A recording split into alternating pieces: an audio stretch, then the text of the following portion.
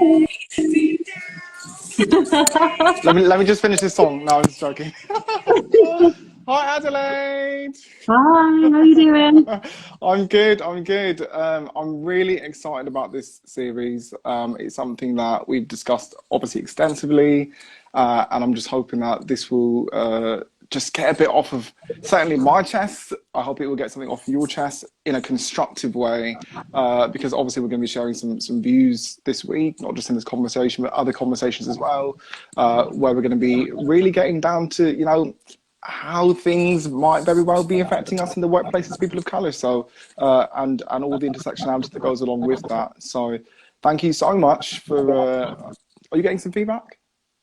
No, I'm good. Okay, Yeah, okay, I'm good. okay. So thank you Just so much you. for agreeing to sort of be under the microscope. And when we were sort of discussing this as a team, we were all quite nervous. Like, how are we gonna talk about the things that make us uncomfortable? When really, if we don't talk about them, how are people going to know? So people are asking, how are we getting on? People are asking, certainly asking me, like, if you want to have a chat, if you want to do all these other things, I'm here. And I sort of thought to myself, I would love to be able to put into words how I guess everything that's happening right now is making me feel, but I'm not sure I've taken the time to stop and think about really how things are honestly making me feel, both personally, professionally, politically, socially. There's always loads. So hopefully, as a result of today's conversation and also other interviews that will happen later on in the week, that will become a bit more clear. Okay, so just want to express again that my views on this particular episode and other episodes will be my own views. Adelaide would also like us to understand that her own views are her own views on this platform, and they don't sort of represent other organisations or anything else. And that sort of just gives us the opportunity to speak openly and be honest and be constructive and hopefully be change makers this week. So I'm just going to begin and just ask you to tell me a bit about your sort of your personal and professional journey. Obviously, you can introduce yourself and then tell us sort of how you got there briefly, if you don't mind. Yeah, sure. So, my name is Adelaide. I'm one of the Education Resource Development Officers for Black Beetle Health, and I'm also a registered midwife and practicing at the moment. I kind of started my midwifery journey a few years ago, about six years ago. In fact, really before then, probably about 10 years ago. That was kind of me first making my way into midwifery. But I qualified a few years ago and have just been on quite a varied journey, really, to develop my practice, develop my own sense of what it is to be a midwife and what that looks like in the current sort of systems that operate. So, I mean, but you weren't always a midwife. What was that journey like getting into that? Because that wasn't your first career or point of study, was it? okay, so if you've got a pen and paper, I can tell you all the things that I've done in my life. But Exactly. so my kind of passion and desire from a very, very young age was always performance. So acting, singing, dancing, absolutely loved it. When people were kind of saying, oh, maybe you should try like hairdressing as like a fallback career, and I'm like, what are you talking about? I'm going to be an actress, but, and then I kind of hit a period of time where I felt very conscious about my body, my appearance, what that looked like in kind of relation to the other people that I was seeing around me, and all of a sudden that journey sort of in performance felt very personal and just felt like one that I wasn't really able to pursue. So what I did was I ended up working, I did actually go to a performing arts school, but and it, funnily enough, did the same course as one of our other previous guests that you've had on the show. Really? Oh, really? So, Okay. yeah, so Chloe and I have not really crossed paths because there were a number of years between us, but our stories are intertwined in a way. So I did a community arts degree that was based in performing arts drama, and then after that was like, no, I'm done, and then just went and worked abroad for a bit. Wow. Where did you work? So I worked as a holiday rep. So I worked in Lanzarote, Egypt, Ibiza, Mexico. Then from there, I did cabin crew for a bit. Oh yeah, I forgot about that. And it was while I was cabin crew, kind of the desire for midwifery came back to me. So I'd had a real sense when I finished my first degree that I can't, it's really difficult to explain, and lots of midwives sort of have this similar feeling that midwifery kind of calls to them, and you Yeah. can't really explain why. Yeah, it's not very tangible. It's quite difficult to verbalise. But I just had a real sense that it was a career that I could excel in, that it involved kind of like, you know, women and families and kind of real, like, the kind of integral structure of our society in a very, like, crazy way. I had a brief foray into, like, oh, do I want to be a social worker? And that kind of pathway was shut down for me for various reasons. So but when I had these thoughts, I just thought the job is so responsible. Yeah. I'm not ready to do that. And, you know, I was in my like early 20s. So I, yeah, went off and did all these other things. And then I just had this crashing realization that actually midwifery was the thing that was kind of still, like, haunting me and sort of saying, yeah, what are Yes. you doing here? Like, and by that time I kind of gained some experience in some sort of counselling, and being sort of socially involved in with families through projects and things like that, and just really seeing that, you know, when you're inside the family structure, you can make changes, you can support people to make changes, you can help people sort of with education and changing of viewpoints and stuff like that. It just feels like a really, really, it's so precious. Like, the job is just, it's such a privilege. It's really amazing. And people talk about things being rewarding, but yeah, and actually, like, you know, maybe you could say that the job is rewarding, but for me it just feels like it's like soul food. It's so much more than I do this thing and I get a reward, because actually it's not about me, it's about the families that we're interacting with and those experiences. And, like, it's quite weird because when I was on holiday, right, people used to take pictures of me, and I used to think, gosh, I'm going to be in their, like, holiday photos. I don't even know, you know, they're just sharing these with these people. But being a midwife is a little bit like that, where you're so involved in someone's, like, just such a profound experience for them, that even if they can't remember your name necessarily, they'll remember your face, and you're so intertwined in their story. And it's a wonderful place to be, and as challenging as it is, it's kind of really satisfying, and yeah, in a similar kind of way. I mean, So you've got that's so much experience, you know, and I think it's great to have experience in one area, but it's even better to have experience in I think, a load of different types of areas. And so, you know, speaking of privilege, we're privileged to have you as part of the team, I guess, Black Beauty Health team. And how do you think that work sort of relates to what we do at Black Beauty Health, if any? Do you think it relates? Yeah, so I guess, like, Black Beauty Health came along at a point where I was really starting to question how am I in the system? How am I involved in the system? How have I taken on biases of a system that is unfair, and does not have, you know, maybe unintentionally or because of historical factors, does not have the interests of all people at the very heart of it, in all their kind of dimensions. So obviously we care for people 100%, but actually, do we care for them in a way that is culturally relevant to them? Do we care for them in a way that is free from bias?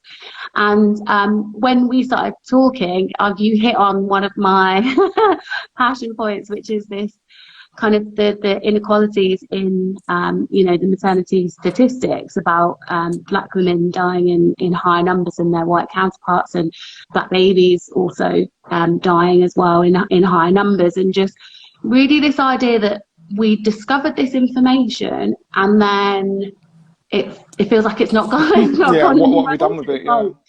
Oh, we know this, and cool. And then the next report came out, and it was like, oh, look, and this has been reiterated again, and we're seeing it again, and then I'm like, cool. So where's the money? Where's the, like, funding? Where's all the investigation and all that kind of stuff? So I think that for a really long time I've just been just had this real, like, sense that I need to do something. I need to be part of something. I just couldn't really work out what that was. I think the conversation that we had at that time was, you know, when you walk into a patient's room and you see them there, they're on the borderline of, you know, the crowning is happening, the baby's on its way, okay, and and you were being instructed from a sort of a clinical perspective that you need to be doing this in this way, but your instinct is saying, I'm not sure that's the best decision based on my understanding of what should be happening with this patient based on X, Y, and Z. It might be race, it might Yeah. be what you've read on their file, it might be, you know, sort of your own research around that. How do you navigate that sort of discourse in your mind, you know, that battle of doing what's sort of maybe what's clinically correct and still clinically correct, but informing it in a way that's best for the patient. Essentially, at that moment, remembering your blackness, remembering your, you know, your ethnic minoritizedness, and saying, how can I be a black practitioner as opposed to just a practitioner? Yeah. Big I question, guess, sorry.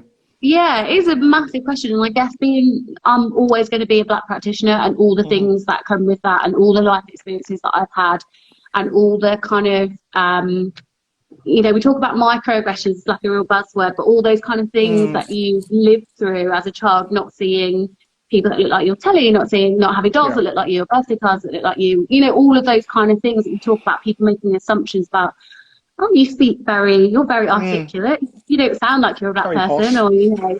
And even to myself, I had this real sense that I was like the whitest black person that I knew, like growing up, because I was like, well, we don't eat rice and peas because number one, we're African, so we don't. That's not It's really not in on the our menu. wheelhouse, you know. And I don't know how to plait hair, and I don't kiss my teeth, and like all these things that I thought were what being Characteristic. black was. Yeah. So I just felt really like alienated and separate from that. And actually, when I started my midwifery kind of career, my training, I had a real sense that I didn't quite fit. And I actually, although I was one of a very few black faces, I kind of think I was probably definitely the only black midwife on most shifts, you know, as a student that I worked on.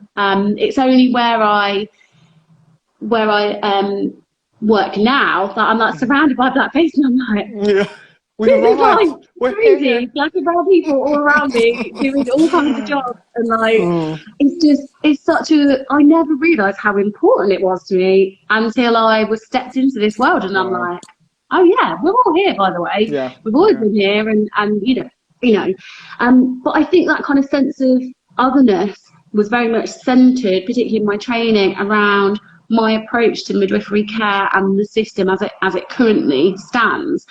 And that's how I ended up in caseloading. So caseloading is a social model of care where a person has a named midwife and generally a buddy midwife, and that person provides care for them throughout the whole pregnancy continuum. And what we know that, you know, statistically, which is probably like a byproduct but is important to people that, you know, hold budgets and stuff, that it reduces adverse outcomes. So premature labours, low birth weight babies, stillbirth, you know, the chance of a baby being admitted to the neonatal unit, the chance of a mother dying, like there's so many things. And that's just kind of like the clinical things that you can measure in a really concrete kind of way. But the experience is just like completely off the chart, and that is for both midwives and for mothers and pregnant people, because the satisfaction I get from being an autonomous practitioner making decisions in partnership with this other person and their ecosystem is just like, it's so incredible. It's so incredible, and it's so much more than when you feel like you're having to cheat the system because the guideline says this or the policy says this, but actually we kind of know this other stuff, but it's not necessarily that convenient in the way that we deliver maternity care in most instances. And so you're trying to navigate and contort and do these different kinds of things. And there's a concept that I've come across recently, which is called moral injury, where you're practicing sort of against your beliefs. And I really believe that is what I suffered as a student. And then I found, so I qualified, and I was like, I probably wasn't going to be a midwife, I've got to be honest with you. I kept telling people, I'm going to just take some time. And then I was interested in policy and like clinical effectiveness, because I felt like that was the place, because we live by policies. That is the place where I can make the change. And so that's where I kind of focused my efforts. And actually what I then came across was the opportunity to work in a caseload model of care, which was free at point of access through a kind of NHS contractor, so it was a contract, and that was a big thing to navigate because the socialist in me believes in like free healthcare, and so that was the bit that won me over because I was like, the healthcare is free, and then there was all these people like, oh, but shouldn't you be going into the NHS? And I kind of believed that myself. You know, I trained there, and that I should be giving back in that way. But then I thought, how can I dispute people getting like the best? It is literally the gold standard of care. So how can I refute people getting gold standard care just because it's not being delivered by the NHS direct and it's being subcontracted? And so I went there and I worked there for 18 months, and I just learned so many things about people, about my practice, about what I wanted my practice to look like going forward, and it completely revolutionised like my midwifery and my mindset, and I made some amazing friends there, and I've got friends that are, I think they might have joined us actually, but I've got some friends who after our company, unfortunately our company went into administration. There's a lot of stuff behind that. We don't have the time, you know. But you know, when people are commissioning, there are certain things that they're looking at in terms of numbers and finance and politics. And actually, there wasn't a lot of harmony between the way that we worked and our kind of our share, you know, our partners in some of the trusts, and that was very, very difficult. It was really, really difficult relationship to navigate, and subsequently lots of our midwives have gone to those trusts, and things are kind of, you know, they've made their mark, and that's quite incredible. It feels really good. And subsequently some of our friends, My Midwives UK, that's them there, so that's Sheridan in Georgia. They've got an amazing project actually that they're setting up, which I might try and slip in later if I can. Go for it, absolutely. But yeah, so some people set up independent practices, and that is where women do pay for their care. But I guess, you know, the idea is that some people are going to pay. And so they may as well pay you. You know, you're good if you're good at what you do and you deliver fully on what you promise, then there is also a place for that in our healthcare system. So, but you kind of talked about the otherness and sort of, you know, being black or how you kind of carry that into your environment. But I think I never really kind of took account of the otherness, which was maybe cultural and colour based, because I was so wrapped up in feeling so othered because of my perspective on the care that I wanted to give. And now that I have transitioned, I work in an NHS trust, and I work with people who are really like-minded, which is so incredible, and we're doing our best within the sort of confines of the system to deliver this kind of case-loading model of care. I've now had the chance to kind of like, right, I feel like I'm in place with my tribe, you know, people that I connect with, we have the same philosophy, and I can now focus on this, you know, the other things that are part of me and the other things that are part of my practice.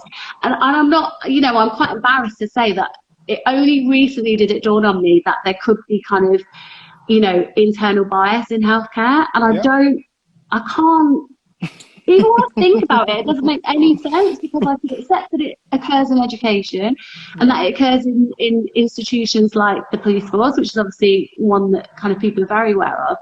But for some reason, I guess because I was like, well, we care, but we're caring. So, you know, and actually everybody is caring. But the problem is that if we kind of look at racism as bad people intentionally doing things to other people because of the colour of their skin, we're totally missing the point. We have to get a sense of the fact that, you know, racism is about structures and systems, and that actually we can all collude in the bias. You know, some of the feelings that I have, and I think, oh, where's that feeling come from, or where does that kind of idea come from? And that is us all kind of being susceptible to that bias. So I think what's kind of been happening for me is just an awakening of like examining my practice, and then also just kind of gently challenging the people that I'm working with, but also the things that I'm seeing around me. Gently is the key word there. Well, yeah, because what I mean is I'm not saying why are we doing this? This quite clearly contributes, blah, blah, blah. Yeah. But I am saying, oh, why do you have that thought? What That's made interesting you think said that way. Yeah, what made you do that? What, you know? So that's what I'm working on at the moment. And then I'm just thinking about, like, what do my next steps look Look like? like. Yeah. Well, I can only imagine what your next steps will be like if that's the start of the story. You know, if chapter 1 of any book starts like that, it's a reader. Like you're gonna be heading for the conclusion, you know, as fast as you can. I mean, you know, when we think midwife, you sort of think baby catching, right? Okay, or maybe coaching someone, or you know, you might think of the doula aspect of what a doula does in that arena as well. How, you know, obviously with all the lockdown, everything that's happened, a lot of that's been sort of influencing a lot of the ways in which this is possible. So, I mean, how has sort of the lockdown affected your practice, and how are you sort of, what are you missing?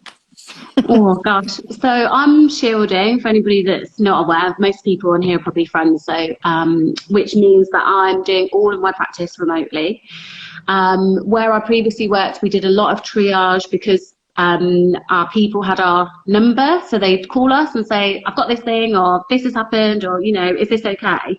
So I'm effectively sort of delivering a triage service where people can kind of ring and say, this thing's happened, and, you know, they're in a bit of a panic, and we can just go through and work out whether they do need to see somebody else. And that works very well in a lot of instances. But some of the demographics that we work with, English isn't their first language necessarily, so telephone communication can sometimes be a little bit difficult. And I found it challenging purely because, like, I'm sure you've never had to do this, but have you ever tried to explain breastfeeding to somebody over the phone, like how to position your baby and attach them to the breast, and like how to, No, you know, navigate? I've never done that, but I will have had no, I wouldn't have done that. I wouldn't have done that, but I would have had, you know, I get the concept of, you know, having to explain something step by step over a phone in a sort of a tele advice type of way. Absolutely. You know, stuff that's so visual and often like really hands-on, and like I'm kind of walking through a mind map as I'm like asking these questions, and like, you know, the sort of engineer in me, because I'm a real like, oh, let's work out this thing, there's a problem, let's work it out. That part of me just relishes this because I love it, because I'm like, it's problem solving. I'm going to ask you the right questions, you're going to give me answer, and I'm going to give you advice. So although it's been difficult, I'm missing my team a lot. I'm really missing kind of the case loading aspect, because the people that I'm speaking to I don't know, and so I'm having to work out, like, are you like worried well, because we encounter that sometimes, or is there a problem that really needs kind of the urgent attention? So when you know somebody, you can kind of decipher a bit of their personality, how they, you know, might articulate. When you don't know somebody, not only are you trying to sort of work out what the clinical problem is, you're also trying to use like your emotional intelligence, I suppose, to work out where they are in the scale of calm to panic, and whether that's influencing the way that they're describing things, you know. And I'm assuming that you've got some type of file on this mother or this expectant parent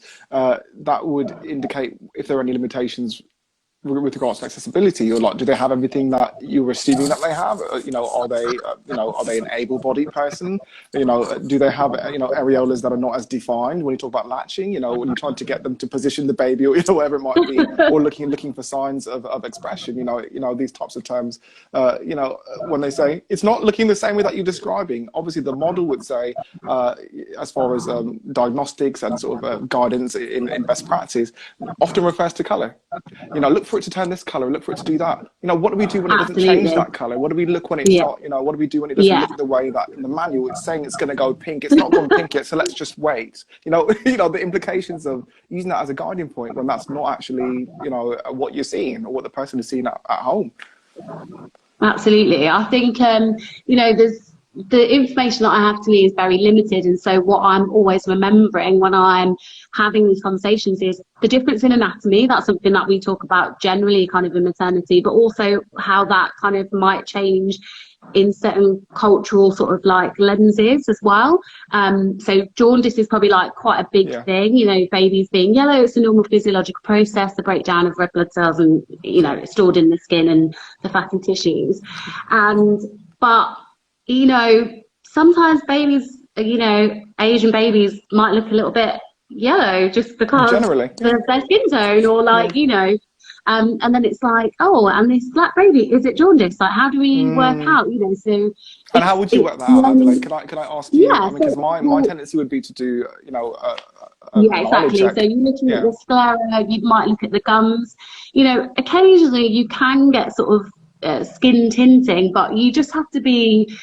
I guess you just need to have lots of tools in your kit. You can't just go by um, what textbook, the kind of Yeah. textbook thing. And actually, I feel very lucky because, well, it's not even luck, but I feel like I was quite well prepared where I trained, because there were some areas with sort of like a diverse demographic, and so it would be really important to know about these different bits and pieces. But for a lot of, you know, for a lot of time in practice, I didn't see it because the demographic that I worked in specifically wasn't, you know, it wasn't diverse enough. Representative. Yeah. So one of the other things that we learned, so when babies have a newborn infant physical examination, and one of the things that we check is the eyes. So you have a little light and you an ophthalmoscope, and you just are flashing the light, and basically you want to see the back of the eye, and that will be red, except that if you are a person of colour, it's caramel. Yeah. So I remember one of the days when we had this class, there were like people coming, like shining lights in my eyes, being like, please can I just look so I can have a look, otherwise I'm not gonna. And I was like, yeah, that's cool. And then there was like, I was like, and then there was like one other Asian girl in the class, and I was like, hey, do you mind if I shine a light in your eye so I can have a look at this caramel It's that I'm trying to amazing. identify, you know?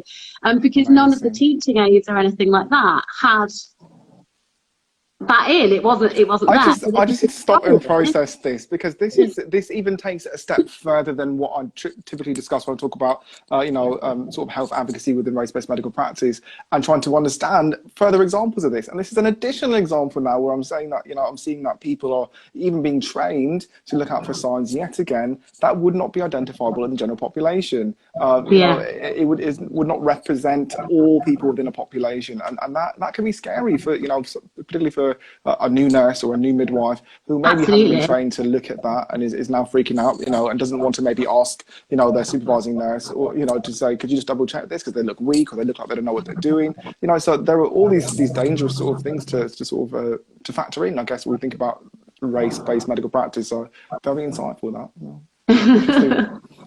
I mean, I do want to go on and sort of ask you more sort of about your personal professional barriers, if any, that you might have faced right Yeah. through your arts training into midwifery, into the profession. What, you know, if you could call out 2 or 3 main barriers, and I think that many people on this call might recognise those, or they might that might resonate with them. Different types of barriers that you might have faced as a Black practitioner, or just a, you know, person of colour. I guess the kind of key things are probably things that lots of people experience, but this idea of being like representative of a whole homogenous group of people, that is Black people, you know, the idea that we're all the same because our skin colour is the same is just, you know, even if you take a second to think about it doesn't make any kind of sense whatsoever. So I think the way that I grew up in quite a large sort of Asian population. There weren't that many Black children around, so I was always very aware of being the only Black person in places, and so I guess I sort of lost that feeling of self-consciousness. So I might kind of take a note and you know, I've seen it, but that's it. But I guess it is the idea, you know, some people might ask you a question and you're like, are you asking me the question because you think I'm the best person to answer this question? Or you ask me this question because I'm a Black person, then maybe I might know the answer, or you know, what have you. So I guess that's kind of like one of the things, being like you're representing a whole kind of, you know, group of people, a massive group of people that you have literally skin colour in common with, with And some nothing of else. them. I mean, Yeah, I think it's important to note, though, as well, from sort of a data and statistical point of view, that, you know, when we often see reports come out, it normally says black and ethnic groups, or black minoritized groups, or even Black minority groups, and we sort of go, okay, well, where's the breakdown in that? Where is the Black African? Where's the exactly. Afro-Caribbean? Where's the just Black? If you know, Yeah, don't identify as either one of the other two, and it's normally due to the fact that there was insufficient sufficient data. And so if you had 100 participants, you know, and 40% of them were from sort of Black African, Afro-Caribbean backgrounds, but you only had one respondent from one and one response from another one, and then you had, you know, these other 38 responses, you know, suddenly it becomes well, we can't just separate these or group them up. We've got to group them up. I mean, we've got to group them up in order for this to make sense. And then, of course, those who go and read the data and go read the statistics, they go, oh, right, that's the report then. And they begin to translate that in a way that they communicate with other people based on what they've read and what they've learned. And that's as simple as how it happens, really. So, yeah, I just want to note that. I think, well, I do. I just think that is, you know, where we kind of talked about some of these statistics that get sort of bandied around by media and stuff like that, where there is no breakdown, there is no kind of real detail about sort of, you know, I don't know, it just feels, you're right, it just feels like it's kind of like this one thing, and particularly when they use like BAME, it's like, why is that? You know, what does that even mean means different things to different people, and I don't think it's just not specific enough. So that's my I think probably for me, you know, just to sort of piggyback on your responses, that barriers for me have been you know, the assumption that you don't know the answer to a question, or the assumption that you're asking a question because you were not listening, as opposed to that, you know, it required clarity and no one else happened to ask and you happened to ask, and the feeling of wanting to investigate something further but seeming like you're being problematic. That's from sort of an education perspective. Certainly, you know, barriers to, you know, I completed my master's degree in South Korea. South Korea is a lovely country. I enjoyed my 5.5, nearly 6 years there. You know, I came out of that as you know, having published my article, was really proud of that. But at the end of the day, the barriers that I face as far as the sort of Eurocentric worship, or like that, you know, if you're white, I worship you. If you're not white, you know, how can I help you? And I'm going to make it as difficult as possible. Was an extreme barrier. I've just seen a friend of mine actually come on who was in Korea with me, you know, watching the episode, and will unequivocally, you know, give, you know, support that experience completely, because it was not just something to be taken lightly. It was not something that was flippant or casual. It was intentional, and it served as a massive barrier. But in my head, I relished the opportunity for that barrier to be exactly what it was, and that was to motivate me through to finish that course and to finish my thesis and to finish my publication and get in and get out, you know, essentially. But even at that stage, that served as a barrier to my professionalism. So, you know, I just had to ask if you had anything similar that happened to you from your study days all the way through until you started your professional, you know, career, and, you know, what those barriers were, because I think that we don't talk about them in that space, because it's not seen as being appropriate to talk about that in that space. So, you know, who are you going to talk to about it? You know, say, I mean, I guess, don't be like that, you know. I don't know. I think that, like, I guess if I thought about it quite clearly, I'd be able to pick out quite a lot of I'll be able to pick out circumstances where things that I've just like shrugged off and kind of carried on with. You know, I think that I've long learned that, you know,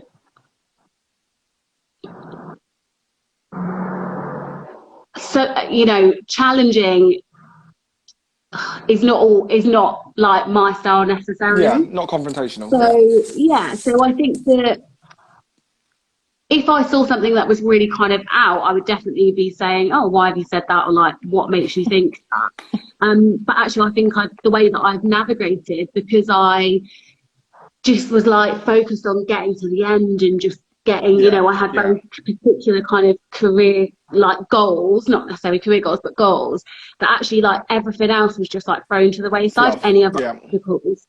And so what I probably notice more now is, as I kind of feel like, people talk about being woke, don't they? But like, I sort of feel like I've had that awakening now, where I'm like, oh yeah, actually I am a Black practitioner. I'm not just, you know, when people see me, they see my colour, even if I don't operate in the world with that difference. Do you know what I mean? When did you realise that though? At what point, when you were in the middle of practice, you had baby in left hand, you know, whatever, speculum in the other hand, whatever you do, you know, and you go... Do you know what? Like, I think my sense of Blackness has really awoken with my sense of queerness, actually, because that othering, just like you know, we talk about intersectionality, but that multi-dimensional kind of idea of self and these facets, and you know, people talk about like code switching and stuff like that, one Yeah. place in the workplace, one place with friends. And although I was aware that I did it, I'd never really kind of, you know, thought about it in detail. It was just something that I did to get by, and that's how, you know. So I think, which in itself is quite protective. You know, choosing not to think yeah, about it has exactly. also And been I quite think protective. actually what I can see now is that the way that I operated in the world was just very protective to self. So although there may have been things that I could have looked at and thought, well, why is that happening? Actually, I didn't, because I was like, anything that's an obstacle is an obstacle is an obstacle. It doesn't, in a way, to me at the moment, it doesn't matter why. So I'm just like pushing forward and getting to where I need to be.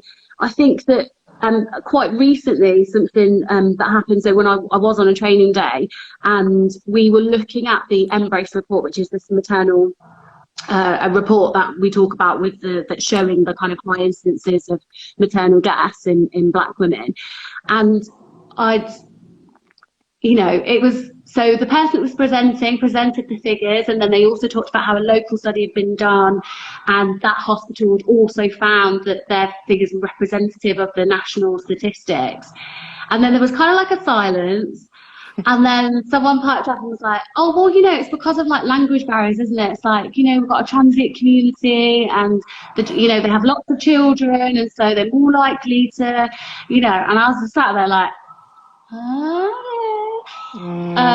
then there was another Black midwife in the room, and she didn't make eye contact with me, anything. She literally said nothing. Oh no, don't make eye contact. No. I was like, oh, okay, I'm obviously on my own with this one. So I just went for it, and I was like, well, actually, you know, the stats show that education level is not a factor in whether you're more likely to die or not. Unfortunately, a lot of the information comes from the US, which is you know, it is different.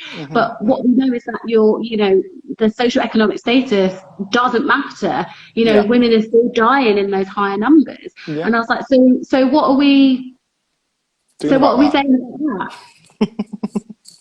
And then they were like, were you met with silence? Yeah, I was met with silence.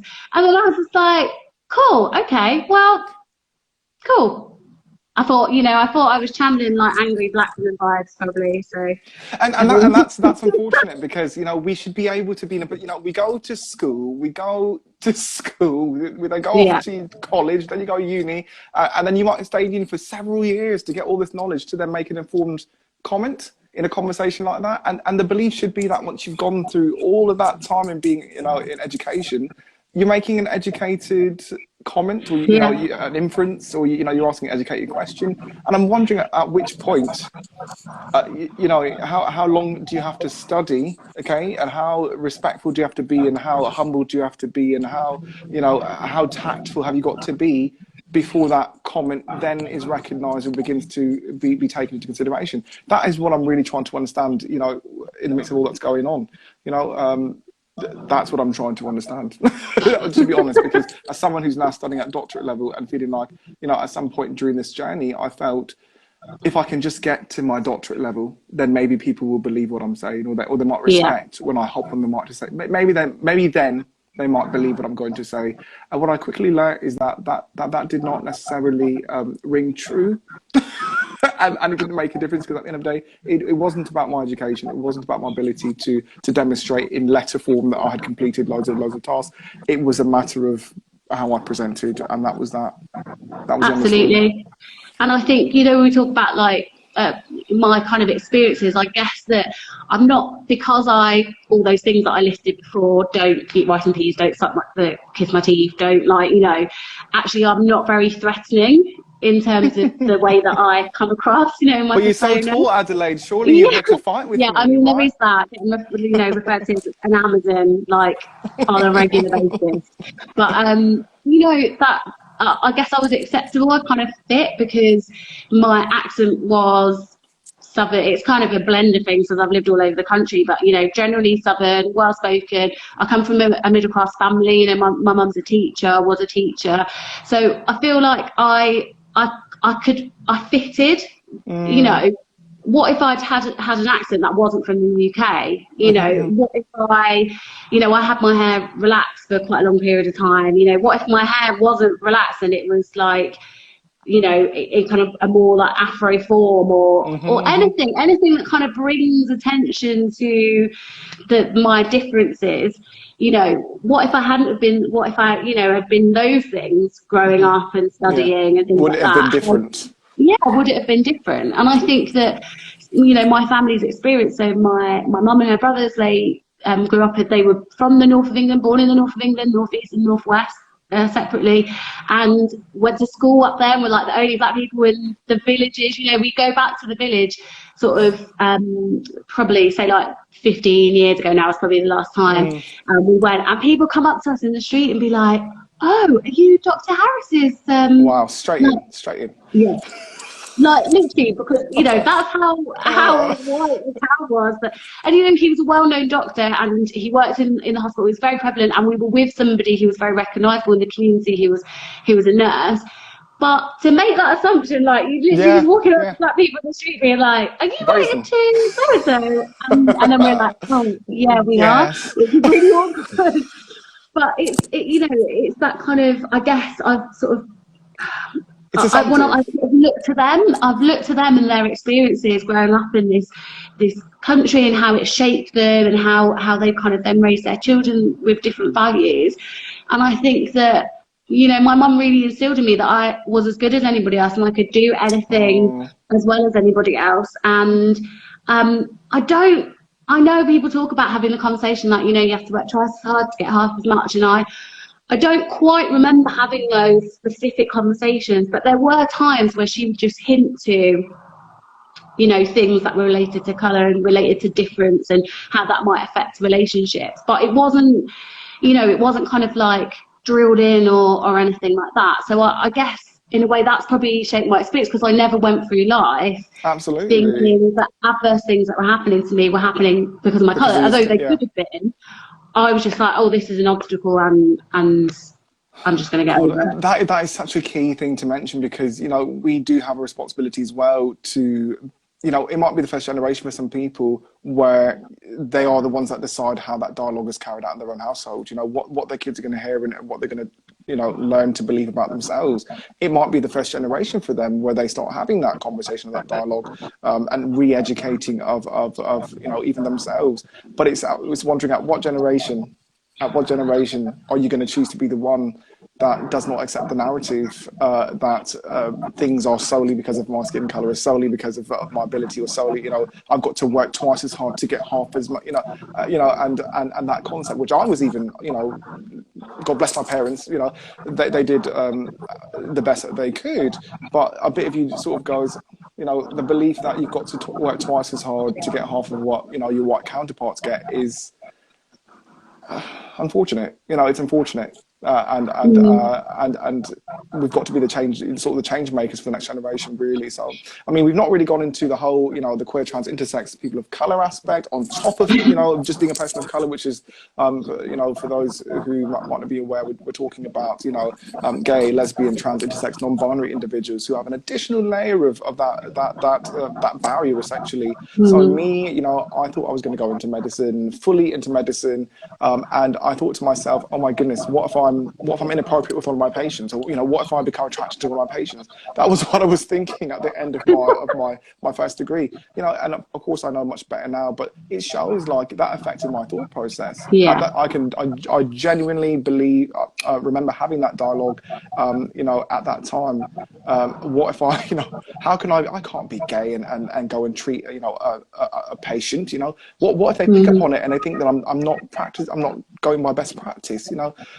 So, you know, that it was an additional barrier. And then on top of that, thinking, oh, if I go in there and I'm a black practitioner, you know, and the next person's going to say, oh, when is a doctor coming in? You know, these are all genuinely organic thoughts that came to my mind, and that's sort of maybe an additional layer that would come up maybe in a different conversation. But I definitely want to get that in there and sort of make that part of the conversation. When do you feel the most productive, Adelaide? When do you feel the most productive? Where do I feel the most productive? I think I feel the most productive when I'm doing something that fills me with passion. So even if even if the output maybe isn't greater than something else, if I'm doing something with passion or doing something that really kind of calls to me, I feel productive. I could have done like 2 things, but I'm like, oh, do you know what? I smashed out those 2 things today. It was such a pleasure doing it. Whereas, you know, if I'm trying to do e-learning and stuff at the moment, some of my mandatory training, and it's like, it's like torture. And even though I managed to like get through loads of stuff, I didn't leave that feeling productive. So I guess, you know, it is all about perception really, even though, you know, so yeah, I feel most productive when I'm doing something that I feel really kind of like passionate about.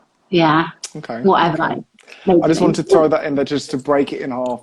We do have about sort of roughly 9-ish more minutes to go of this. Oh. You know, I thought we were going to do like a 30-minute interview, but you know, we went in. You know, there's stuff to discuss here. You know, and I'm loving it. I So that's feel like I perfectly didn't fine. even discuss some of the things. You primed me to talk about stuff and I was like, I totally went off.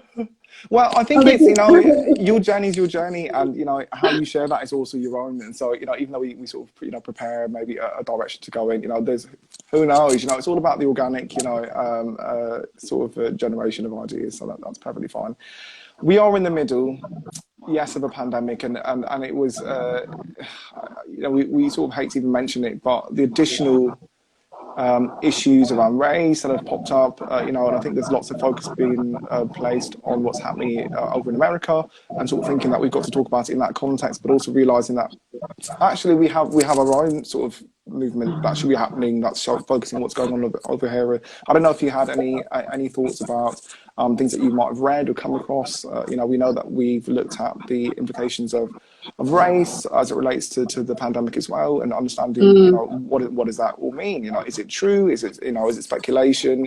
What's your experience been reading the medium and coming across what you've come across? Yeah, I mean, it's been quite interesting because I've obviously been keeping a close eye as somebody who's got sort of a condition that puts me in that vulnerable category, and then also being a black person, you know, just really sort of trying to keep an eye on what's being released as they're kind of rapidly reviewing literature and things like that. And obviously today I'd already shared with you, and somebody else had shared with you the COVID report about stakeholders and sort of the impact of COVID on the BAME communities. And just looking at sort of what people, you know, in this stakeholder group, what people kind of identified as what they would see to be the risk factors or the increase, you know, the things that are contributing to people dying in higher numbers as a result of COVID.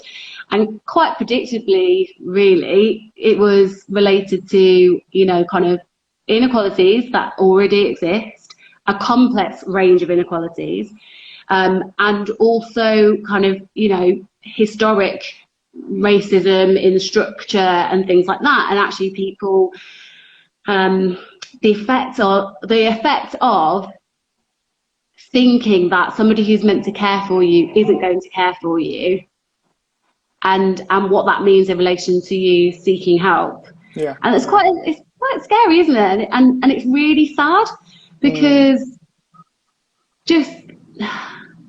And I would encourage other people to look up that information as well. You know, yeah, it was released today. It's just been released. It was released today. PHE, Public Health England have released the report, and you can find it on their website. And it's a really interesting read, but also it just feels like none of this stuff is new. None of this stuff is new. So what have we been doing? And all the time that we knew that people from, you know, as described as ethnic, minorities, black and brown people, have been receiving sort of comparatively worse healthcare, effectively, in certain situations, and that relates to the way that research studies are done, and you know, the kind of demographic that they use for that, and all these kind of myths that have been perpetuated throughout sort of medical history.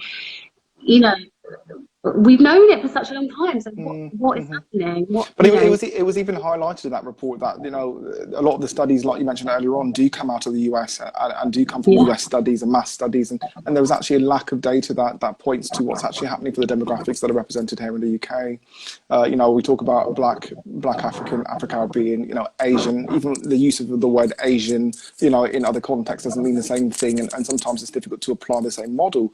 And so as a result, you know, a lot of the findings were, you know, from the lit review were almost inconclusive, because they couldn't actually come around to deciding what the causative agents were, despite evidence of comorbidities like high blood pressure and diabetes, and you know, in addition to old age and housing and different you know, circumstances. And I saw a lot of friends and colleagues getting quite upset about the Bateman COVID issue without actually having read around what those comorbidities were, or maybe taking an informed decision. And you know, what advice would you sort of maybe give people around how to, not how to tell them how to feel, but you know, advice around how to ensure that, you know, we're going about it the right way, and that, you know, we're being constructive and being focused and being aware of what we can do to understand this issue in more detail?